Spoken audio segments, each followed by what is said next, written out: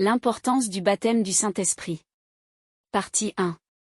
Orateur, révérend apôtre William Swansou. Luc 3 verset 16, il leur dit à tous, « Moi, je vous baptise d'eau, mais il vient, celui qui est plus puissant que moi, et je ne suis pas digne de délier la courroie de ses souliers. Lui, il vous baptisera du Saint-Esprit et de feu. » Jean-Baptiste avait baptisé d'eau. Cependant, il annonça que le Seigneur Jésus est celui qui baptisera du Saint-Esprit et du feu.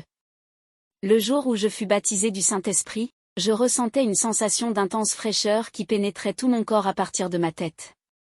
Quand cette puissante fraîcheur atteignit la pointe de mes pieds, je tombai à terre et me mis à parler en langue. C'était tellement merveilleux.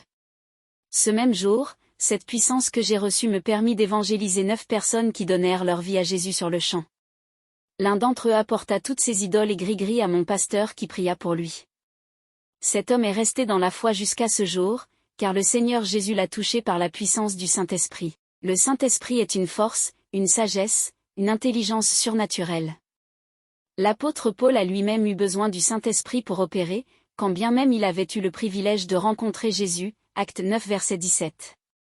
Le Saint-Esprit fait vivre la réalité de Christ.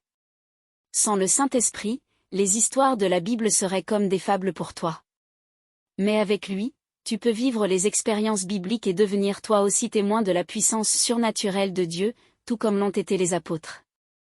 Acte 1 verset 8, « Mais vous recevrez une puissance, le Saint-Esprit survenant sur vous, et vous serez mes témoins à Jérusalem dans toute la Judée, dans la Samarie, et jusqu'aux extrémités de la terre. » Étant en Christ, on n'agit plus avec notre force, notre intelligence ou notre sagesse. On fait tout avec le Saint-Esprit. Zacharie 4 versets 6 à 7, « Ce n'est ni par la puissance ni par la force, mais c'est par mon esprit, dit l'Éternel des armées. » Qui es-tu, grande montagne, devant Zorobabel? Tu seras aplani. Le Saint-Esprit est le seul à pouvoir déplacer les montagnes, c'est-à-dire les sorciers, les démons et le diable qui se dressent contre toi parce que ta propre force n'y peut rien. La Bible dit que Jésus a reçu l'Esprit de Dieu sans mesure, Jean 3 verset 34, et qu'en lui se trouve toute la plénitude de la divinité, Colossiens 2 verset 9. C'est pourquoi il était impossible qu'il soit retenu dans le séjour des morts, parce qu'on ne peut ni arrêter le Saint-Esprit, ni contenir sa puissance. Le Saint-Esprit ne se limite donc pas au parler en langue.